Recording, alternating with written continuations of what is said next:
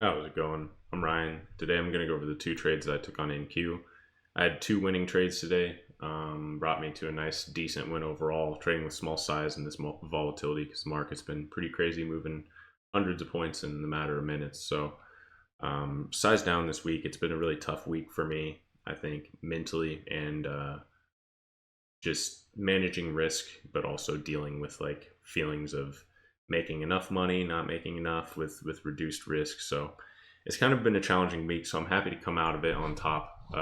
Today is my fourth green day in a row. Monday was a losing day. Ever since then, we've been up. So the accounts, we started fresh PAs this week, and they are both at the same exact balance, $821.44 in profit. So pretty stoked on that. Anything over 500 a week in profit is great to me. So if I can sustain that, that's setting me up for the path to payouts, and that's ultimately what I'm here for. So I'll get into my trades in just a second.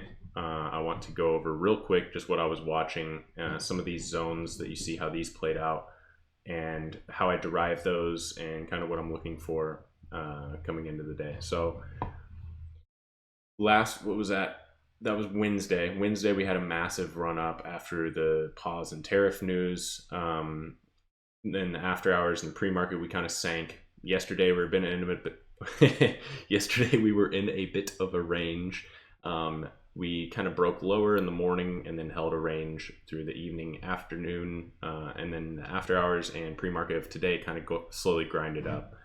So if I pull up the 5 minute, I use the 5 minute volume profile of the daily session and the overnight session. So looking at the New York session is the daily session, the overnight shows the overnight and after hours and pre-market session. And this is really what I'm looking at in terms of getting my volume profile zones. So basically what I'm looking for is I'm looking for areas of liquidity, and I'm looking for where a lot of volume was transacted, as I know that price is going to gravitate towards those areas, because that's where the majority of people are buying and selling, right? And then I use price action as kind of I use those as zones of liquidity to target for support and resistance, or supply and demand, however you want to think of it. And then I use price action in kind of a larger scale, or what am I trying to say, on like a higher time frame, and then kind of work my way down to like the 1 minute to enter. So that's just a general overview of what I'm looking at. What I was watching today is we had a few zones. So one is we have this. I'll just make my way down from the top zone. So this is from the overnight session before Thursday's open. We have this high volume node here.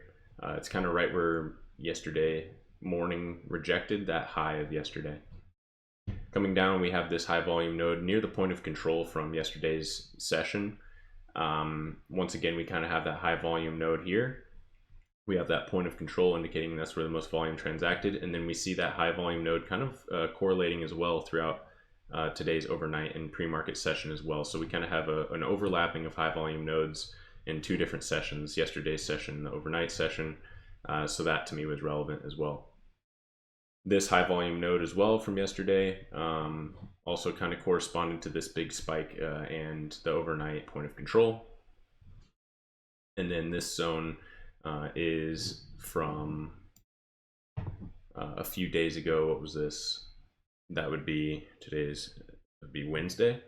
Wednesday's right, or no, Tuesday, Wednesday, Thursday. Yeah, Tuesday's price action high of Tuesday. We had a volume node there, and then all the way to the downside. I guess we have a little volume spike here that I kept in mind, and then this high volume node from Wednesday's price action. So once again, I'm looking for high volume nodes, and then you can see how price respects these high volume nodes as well, right? If I just zoom in to these high volume nodes from yesterday's price action, and then we look at the overnight session, you can kind of see we reject this one, failed to hold this, retest, sell all the way down here, failed to hold this, retest the top of that zone, make our way down to this one, come back up, hold this one, back up to this zone, hold that back up to here. Didn't quite make it to this zone, but you kind of see how price respects these zones and just moves from area of liquidity to areas of liquidity. So coming into the day, we in the pre-market had been failing to make higher highs. We were kind of in this range. We have this zone here, so I was expecting resistance up here because we'd been seeing every time that we got here on the pre-market session, right? We get in this area, we sell off. We get in this area, we sell off. We get in this area, we sell off. So my two trades were shorts as we were rejecting this like 18,600 or so. I can pull up my fills so you can see the exact trades I took. It should pop up here.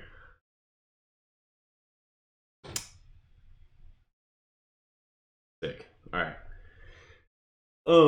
But yeah, basically I definitely had a little bit of a short side bias until we got above this zone. Now that we're above this zone, I think that we see higher. As you see, we broke above, we retested and held this zone and got a nice move to the upside. That was kind of my idea. If we're below here, I'm looking to a downside bias or short bias, especially if we broke below this zone. That's a major short indicator, but we held this once and twice and then started to make our way higher. So, but let's get into the trades. So size down this week, only really trading with like 1 or 2 contracts. I've broken that rule a couple times this week where I traded more, 3, 4 contracts, but ideally I'm taking 1 to 2 contracts. Probably 2 is the right size, appropriate size for the risk and the targets that I'm using. So this first trade was 2 contracts. I entered once we rejected this zone, and then I can pull up. If I look at this 5-minute and we look at the point of control as well, basically what I was watching is that we were signaling some weakness with this point of control shifting up high into the candle and the candle failing to push higher up into that zone, as well as the 1 minute. I'm not going to pull up the 1 minute just because it's going to take me a while. But you can see on the 5 minute we were rejecting this zone. On the 5 minute point of control, that point of control was shifting up into this area where we expect there to be sellers. So price action, volume, everything was kind of agreeing there. I took a short. My stop was above this wick high, so I took a short at 600. My stop was at 670, so a 70-point stop. And I was targeting this level right here around like 520 to 500. We came down, we started bouncing. I actually exited this a little early because my charts were delayed by a minute. So I just exited at market price and got out of this trade. So that was about a 52-point win, nothing crazy, but it was decent, a little over $200 on 2 contracts. So not bad. Although this was less than a 1-to-1 risk reward trade. Like I said, initially, once we started moving down, I moved my stop to break even. I've been doing that in these volatile market conditions because price can swing so rapidly. If I'm up 40, 50 points, I'm going to move my stop to break even just to protect any sort of crazy volatility that could spike up and cause me to take a loss on what would be a winning trade. So this was either, stop out early or get stopped out at break even. I just sold early because I needed to relaunch my charts anyway. So after this trade, I actually closed down Tradovate and reopened it because, like I said, it was a little bit laggy at that time. And you can even see it here. Like, there's definitely some lag in my chart where like it's not very smooth, and that's something that's been happening this week. Actually, this is a great example. See, we're on the 203 candle. If you look at the time, it's 204. So right now is exactly what I'm talking about. I'm actually delayed 1 minute on my charts at least. And yeah, you can see that the price action isn't very smooth. And yeah, this is delayed data right now. So this is a perfect example of what I'm talking about. This was happening. I realized it was happening, and I just decided to take a 50-point win and reload my charts because I don't like to trade off delayed data. Surprising. So that was my first trade. My second trade was pretty much the exact same idea. And the reason being is that we did bounce. We formed a little bit of a higher high, but still in the bigger context, we're forming lower highs from the pre-market session. Then we rejected pretty hard off there. As we came up, we formed another lower high on the daily. And after this candle closed, same thing. That point of control shifts high up in the candle. We see a rejection on the 5 minute and the 1 minute. And then on this next candle, trying to poke higher and failing, I entered short pretty much the exact same entry, same idea. Entered short about 18,600, was targeting the top of this zone. We came down, we hit it. That was about 71 points. Only took one contract here because I already had a winner on the day. I wasn't really trying to risk too much. So I took a single contract. My risk was off the high of day.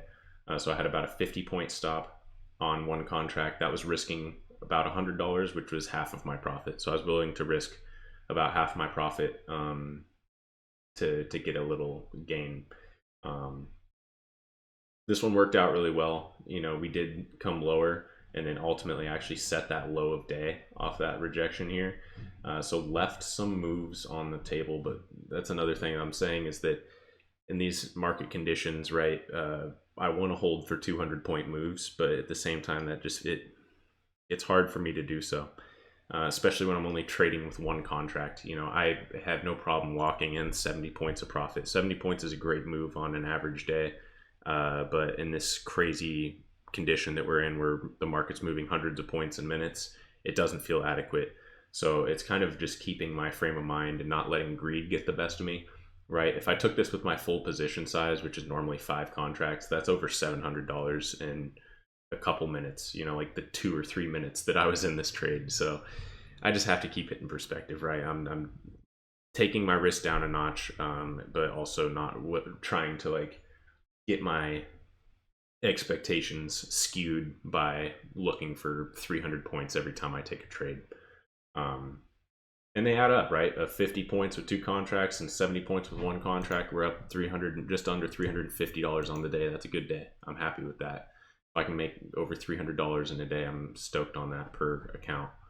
And that's it, really. Those are the 2 trades I took. Same exact idea, forming lower highs, rejecting off this zone, expecting us to pull back into this liquidity that's present below us.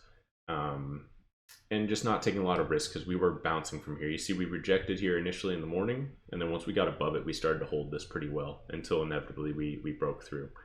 But yeah, just using these areas of liquidity and price action, and it's working really well for me. I feel like I'm starting to read things pretty clearly. Throw on the VWAP just as a additional indicator. I don't use it super often, but that's what that blue line is the VWAP. So if you're curious. And then you can see how price moved up to this next area of liquidity and just started to pull back immediately. So if I'm patient, if I follow my trade plans, if I manage my risk well, these high volume nodes offer a lot of great trades just based on looking at higher time frame price action, distilling that down to the 5-minute, entering off the 1-minute. You can see, you know, we start to wick in this area, showing a little bit of a slowing of momentum. We can see on the 1-minute, we see high volume as we're rejecting, right? Like really high volume as we come up and reject this area. That gives some additional indication. So just kind of combining time frames, price action, and then volume. And it's been really working for me. So happy to continue it, keep it going, and just try to keep refining this. I don't have a set strategy where I'm like, oh, I trade this every single day. Really, I'm just looking at price action. I'm just looking at liquidity, and I'm just trying to catch a piece of the pie. And that's really it, and manage my risk. And if I can do that, then I've proven that I can be profitable. So if I can just avoid being my worst enemy, we are on the road to payouts. So yeah, $821 in profit this week. Pretty happy with that, especially considering that Monday was a losing day. So I started off in the red on these accounts and was able to bring it back with some decent trading over the past 4 days. That's all I got. I appreciate you watching. Thank you very much. I trade live Monday through Friday. If you want to stop by the stream, feel free. Happy to have you. And I hope you have a great rest of your day. And if you're watching this the day it's released is Friday, have a great weekend. Peace.